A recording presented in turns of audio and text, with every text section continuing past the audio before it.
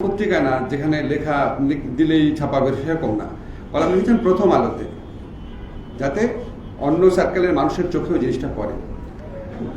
যাই হোক, এই কথাগুলো এই জন্য বলছি যে যখন আপনাদের বিভিন্ন প্রত্যাশার কথা, বেদনার কথা বলেন মাঝে মাঝে একটু দুঃখ লাগে। আজকে তাজুল কিছু কথা বললো যে আমরা কিভাবে কাজ করি। আমি আপনাদের বলতে পারি তাজুল কিভাবে কাজ করে। রাত 2টা পর্যন্ত কাজ করে। একটা নতুন ডিসকভারি হলে চকচকে চেহারা করে আইন মন্ত্রে দৌড়ে আসে, স্যার এরকম একটা এভিডেন্স পেয়েছি।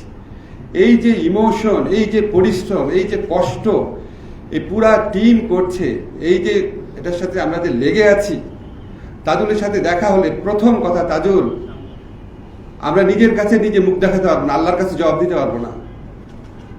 বারবার একটা কথাই বলি, একটা কথা, আমার আর তাজুলের কোনো আলোচনার বিষয় নেই। একটা কথাই, বিচার কত ভালোভাবে করা যায়, কত দ্রুত করা যায়।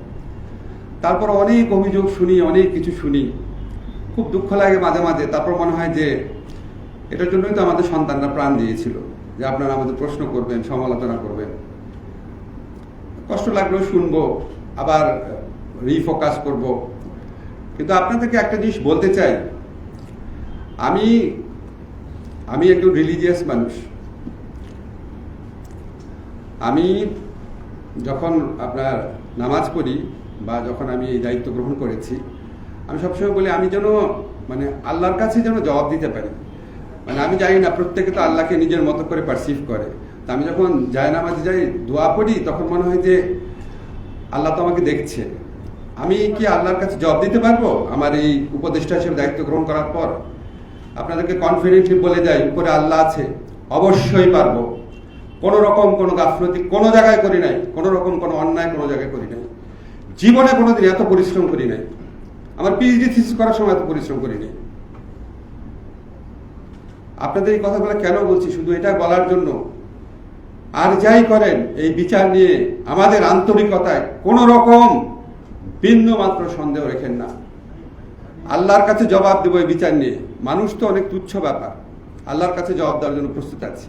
তাজুল যেমন বলেছে না, আল্লাহর কাছে বড় গলায় স্ট্যান্ড করতে হবে, যেখানে আমার কোনো গাফলতি নাই, আমারও নাই, আমাদের মন্ত্রণালয়েরও নাই।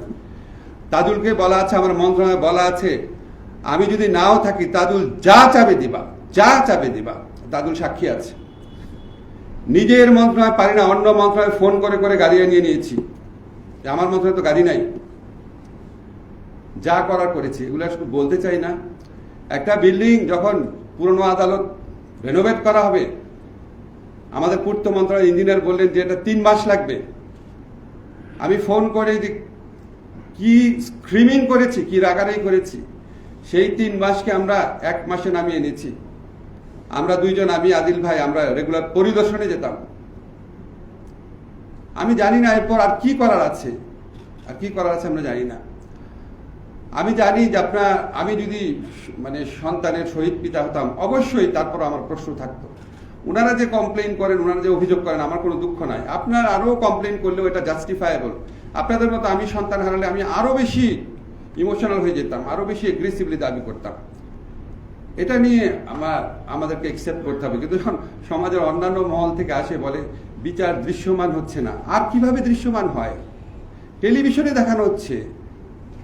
প্রথম দিন থেকে যখন কোর্ট রেনোভেট করা হচ্ছে, কোর্ট রেনোভেট করার জন্য যখন যাচ্ছি, সেই দিন থেকে টিভি দেখাচ্ছে আমাদের, রেগুলার তাজুল আপডেট দিচ্ছে। কি করব ভাই? এই 10 মাস যাবৎ লাইভ দেখাবো? আপনার কি তাজুল রাত 2টার সময় কি কাজ করে সেটা দেখবেন? সেটাকে আমরা লাইভ দেখাবো? কতবার তাজুলের সাথে মিটিং করি, কি ইমোশনালি আর্জ করি, তাজুল কি লাগবে বলেন, সেগুলিকে আমি লাইভ করে করে দেখাবো? যাই হোক, আপনাদেরকে একটা জিনিস শুধু বলি, আপনাদের মনে যে বেদনা আছে, আমি একজন খুব ইমোশনাল মানুষ, আমি একজন লেখক। আমি যখন এই গণ অভ্যুত্থানকালে ছিলাম, আমি কল্পনা করতে পারিনি এইরকম বর্বরতা হয়েছে। শুনতাম, আবু সাইদের মৃত্যুটা দেখেছি, তার চেয়ে ভয়াবহ দৃশ্য পরে দেখেছি, আপনারাও দেখেছেন। লাশ জ্বালিয়ে দিচ্ছে, একটা ছেলেকে টেনে নিয়ে যাচ্ছে তার বন্ধু, সে মরে যাচ্ছে মনে হচ্ছে, তাকে গুলি করছে। এগুলি দৃশ্য দেখলে যতবার দেখি মাথায় আগুন চেপে যায় আর চোখ দিয়ে পানি পড়তে থাকে। আমি আন্তর্জাতিক আইন পড়েছি লয়ার স্টুডেন্ট হিসাবে।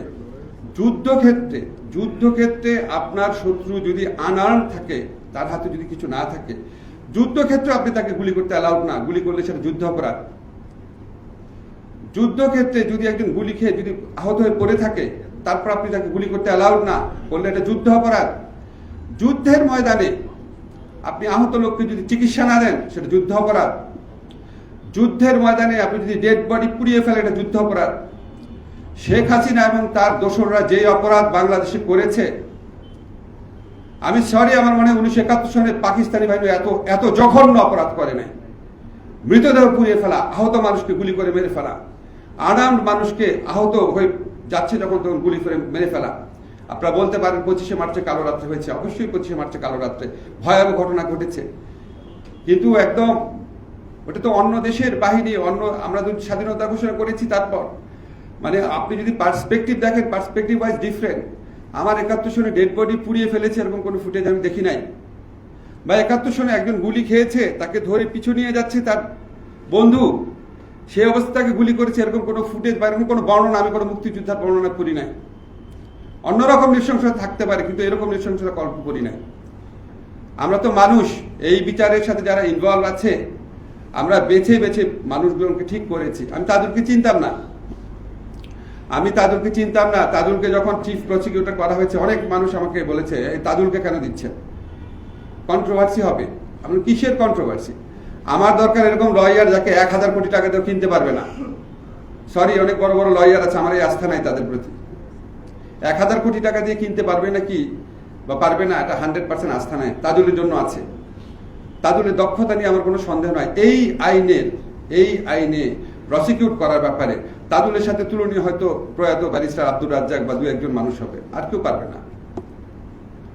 আপনারা আমাদের উপর বিশ্বাস রেখেন, আমরা আমাদের দায়িত্বে বিন্দু মাত্র অবহেলা করি না, বিন্দু মাত্র না। আপনাদের প্রতি দায় না, এটা আল্লাহর প্রতি দায় আমাদের। এইভাবে দেখেছি জিনিসটা। এইরকম হত্যাকাণ্ডের বিচারের দায়িত্ব যারা পায়, তারা যদি বিচার না করে, আল্লাহ তাদের বিচার করবে, এটা আমরা জানি।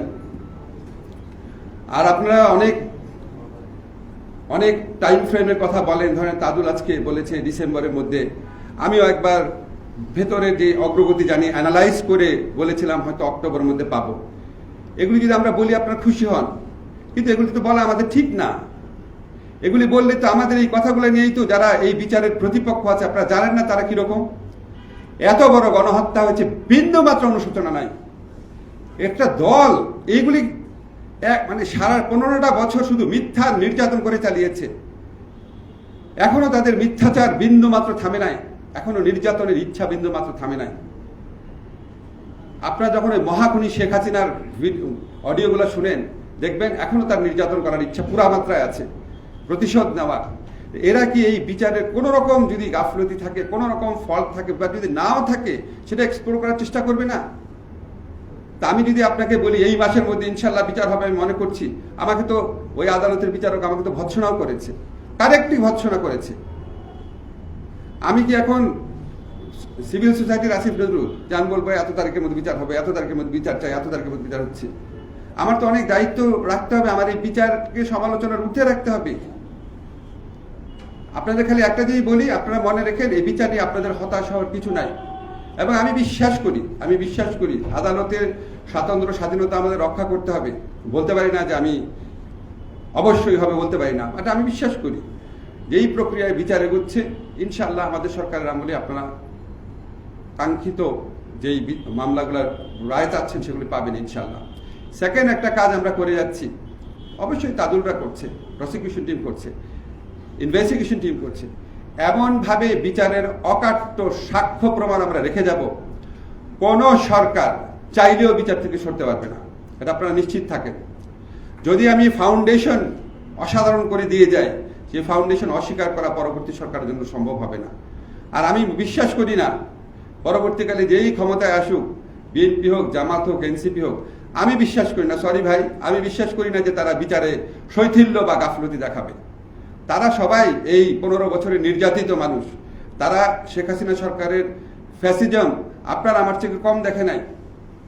আপনি চিন্তা করেন, মাহমুদ ভাই জীবনে অনেক সাফার করেছে, আমার তুলনায় ওনার সাফার 100 গুণ বেশি, কিন্তু খালেদা জিয়ার সাফারিং তো ওনার তুলনাও বেশি না মাহমুদ ভাই? অবশ্যই বেশি। তো আপনি আমি বিচার করব আর ওনারা বিচার করবে না? আমরা অনেক অনেক দোষ দিই, অনেক কিছু করি। ধরেন আমি মাঝে মাঝে চিন্তা করি, সবাই বলি কি আমরা, আচ্ছা পুলিশ খুব খারাপ, পুলিশ খুব খারাপ। এখন আপনাদেরকে আমি জিজ্ঞেস করি, তাহলে পুলিশকে ব্যান করে দিব আমরা? দিব? আমার তো সিস্টেমটা রান করতে হবে। আপনারাই বলেন 15 বছর তারা মানে ধরে ধরে ছাত্রলীগ ঢুকিয়েছে। ধরে ধরে যদি 15 বছর ছাত্রলীগ ঢুকায়, তাহলে 15 বছর তো পুলিশে এবং জুডিশিয়ারিতে যত জায়গায় বলেন তাদের রিক্রুটমেন্ট 70 to 80%। এমনি আমার পুলিশ না, আমি 80% পুলিশকে বাদ দিয়ে দিব? কিন্তু আমরা যারা আইকনিক অত্যাচারের আইকনিক ফিগার, তাদের বিরুদ্ধে আমরা ব্যবস্থা নিচ্ছি। হ্যাঁ, একটু দেরি হচ্ছে। আমরা তো শাসন কাজে অসাধারণ কোনো মিনিমাম দক্ষতাও নাই, কোনো যোগ্যতাও নাই। সেখান থেকে আমরা এসেছি, একটা নির্দলীয় সরকারে এসেছি। এসার পর আগে নির্দলীয় সরকারগুলো দেখেন তাদের কি করতে হতো, খালি ইলেকশন করা। আমাদেরকে কত কিছু করা হচ্ছে। আমরা আইন মন্ত্রণালয়ে গত 1 বছরে কি করেছি, এটা বিবরণ মাহমুদ ভাইকে পাঠিয়ে দেবো, একটু দেখেন। শুধু রুটিন কাজ সেগুলি আমরা আগের চেয়ে 2 গুণ 2.5 গুণ বৃদ্ধি করেছি। আর নতুন কাজ কি করেছি এটা পাঠিয়ে দিব। আমরা চেষ্টা করছি। আমাদের অনেক কিছু মানে ব্যর্থতা আছে, কিন্তু আমাদের চেষ্টায় ব্যর্থতা নাই, চেষ্টার ক্ষেত্রে কোনো শৈথিল্য নাই। আর আমি ইয়ামিনের ডেড বডিটা দেখার পর রেজওয়ান আর আমি বলি যে আমাদেরকে সবচেয়ে বেশি স্পর্শ করেছে ইয়ামিনের মৃত্যুটা। এটা মেনে নেওয়া যায় না, মানে সবই স্পর্শ করে আমাকে পার্সোনালি। এই জিনিসটা আমার যতবার দেখি আমার মনে হয় যে এর চেয়ে বড় নিষ্ঠুরতার দলিল হতে পারে না। আমি কিন্তু ইয়ামিনের বাবাকে খুঁজে খুঁজে বের করেছি। আমি ডকুমেন্টে তৈরি করার সময় বলছি ইয়ামিনের বাবার ইনস্যু নিতে হবে। আপনি আজকে অনেক কিছু বলেছেন, আপনাকে একটু বিনয়ের সাথে কয়েকটা কথা বলি। ধরেন খায়রুল হক সাহেব যদি আইন কমিশনে থাকে, আইন কমিশন তো কোনো বিচার করেন না, উনি রিসার্চ, আইন কমিশন মূলত রিসার্চ করে। যখন এত বড় একজন মানুষ যখন চারদিকে খুঁজে সবচেয়ে ভালো রিসার্চ কে করতে পারে, একাডেমিক ব্যাকগ্রাউন্ড দেখে, পাবলিকেশন দেখে, বিদেশি ডিগ্রি দেখে, উনি যদি কাউকে খুঁজে আনেন, উনি যদি বলে আমি এক্স কে চাই আমার পিএস হিসাবে, বা এক্স কে চাই আমার প্রিন্সিপাল রিসার্চ অফিসার হিসাবে, তার কি বুকের পাটা আছে বলবে না আমি আপনার সাথে আসবো না? আপনারা কি এই রিয়ালিটিগুলো বুঝেন না ভাই? আপনি তো চাকরি করেছেন, এখন আপনার মতো সাহস দেখা যাচ্ছে কি চাকরি ছেড়ে দিবে? এই কারণে তার চাকরি ছেড়ে দেওয়া যায় না যে উনার এখানে আইন কমিশনে রিসার্চার হিসাবে একজন গেছে, আইন কমিশনে গেছে, এটা কি ছেড়ে দেওয়া যায় মাহমুদ ভাই? এবং উনি যদি চিফ জাস্টিস থাকা অবস্থায় বলে যে আচ্ছা ঠিক আছে, পৃথিবীতে সবচেয়ে শয়তান মানুষগুলো কিছু কিছু যোগ্য লোক কাছে রাখে ভাই, কারণ তার শয়তানি করার জন্য তো লোক আছেই, পাশাপাশি তার তো অ্যাডমিনিস্ট্রেশন রান করাতে হয়। তো এরকম আপনি ধরেন ইউনুস স্যারের ব্যাপার নিয়ে বলেছেন, আপনার আবার এটাও আমি একটু বলি, স্যার কিন্তু দায়িত্ব নেওয়ার কয়েকদিনের মধ্যে আবু সাঈদের ওখানে গেছেন, ওনার পরিবারের সাথে কথা বলেছেন, উনি একদম গ্রামে ওনার বাড়িতে গিয়ে কথা বলেছেন। হ্যাঁ, আপনি বলতে পারেন অবশ্যই মাহমুদ ভাইয়ের সাথে আমি একমত, আপনার সাথে একমত, সবার সাথে দেখা করলে অবশ্যই সেটা সব দিক দিয়েই ভালো। কিন্তু আমার মনে আছে আমি নিজেই উপস্থিত ছিলাম যে গুরুতর আহত যে কিছু মানে গুরুতর যারা নিজেরা আহত তাদের সাথে স্যার দেখা করেছেন যমুনাতে, শহীদ কিছু কিছু পরিবারের সাথে দেখা করেছেন। আমি আপনাদের রিকোয়েস্টে স্যারকে বলবো যে সবাই একসাথে করে দেখা হলে এটা অবশ্যই ভালো হয়, চেষ্টা করব। আর ভাই আমাদের ব্যর্থতা আছে, আমাদের অক্ষমতা আছে, আমাদের অনভিজ্ঞতা আছে, কিন্তু আপনাকে একটা জিনিস বলি, আপনার মতো মানে আমারও হৃদয় কাঁদে। আমি বিশ্বাস করেন, আমি জাস্ট একটা জিনিস আপনাকে বলি যে কোনো জায়গায় যখন কোনো দুঃখ বেদনা দেখি আমি খালি ভাবি যেটা আমার হতো। আমি মাইলস্টোন স্কুলে, আমি আইনমন্ত্রী, আমার তো যাওয়ার কথা না, আমার সাথে তো এটা কোনো সম্পর্ক নাই। আমার খালি সারা রাত আমি ঘুমাতে পারি না, আমি জাস্ট যাই না, আমার আমার একটু থেকে চোখে পানি আসছিল যে আমি তো আমার বাচ্চাগুলোকে স্কুল থেকে নিয়ে আসতাম, এখনো যাই সকালবেলা বাচ্চাকে স্কুলে দিয়ে আসি অ্যাটলিস্ট। আমার খালি মনে হচ্ছিল যে আমার বাচ্চাটা যদি ওখানে থাকতো আমার কি অবস্থা হতো। এটা মনে বলে আমি আপনাদের বোঝা দেওয়ার পরে কিরকম একটা ফিলিংস হয়। আমি যা ডিসাইড করেছি আমি পরের দিন যাবো। আমি শুনেছিলাম ওখানে প্রোগ্রাম থাকবে, অনেক ক্ষুদ্র থাকবে, ঠিক আছে ক্ষুদ্র থাক, আমি যাব। আপনাদের এই দৃশ্যগুলো যখন দেখি, আপনি এটা মনে রেখেন যে আমি এটাও ভাবি যে এখানে যদি আমার বাচ্চা থাকতো আমার কেমন লাগতো। আপনারা এই জন্য যাই বলেন, আমাকে কেউ কেউ বলে আছে উনাকে আন্ডারে সমালোচনা করেন, আমাকে যা ইচ্ছা বলুন, ওনাদের অধিকার আছে। আপনাদেরকে 1000 গুণ সমালোচনা করলে আমরা একসেপ্ট করব, কিন্তু প্লিজ একটু বোঝার চেষ্টা করে যে সত্যি সত্যি একটা বিচার একটা খুব একটু জটিল প্রক্রিয়া, এটা তো আপনাদের একসেপ্টেবল করতে হবে, এটার জন্য সুপ্রিম কোর্টে টিকে সেটার ব্যবস্থা করতে হবে। আজকে শেখ হাসিনার আমলে যে বিচারগুলো করা হয়েছিল যুদ্ধাপরাধ আদালতে, সেটা নিয়ে কত সমালোচনা হয়েছে দেখেন। আপনারা তো চান যে আমরা তো সুষ্ঠুভাবে বিচার করি। এই মানে মহাখুনি যেই অপরাধ করে গেছে, সমস্ত সাক্ষ্য প্রমাণ আছে, কিন্তু এগুলি প্রসেসিং করে আমরা এমন বিচারই করব, এই বিচার নিয়ে কোনোদিন কোনো প্রশ্ন উঠবে না, এবং এই বিচার অবশ্যই আপনাদেরকে শান্তি দিবে ইনশাআল্লাহ। সবাই ভালো থাকবেন, ধন্যবাদ।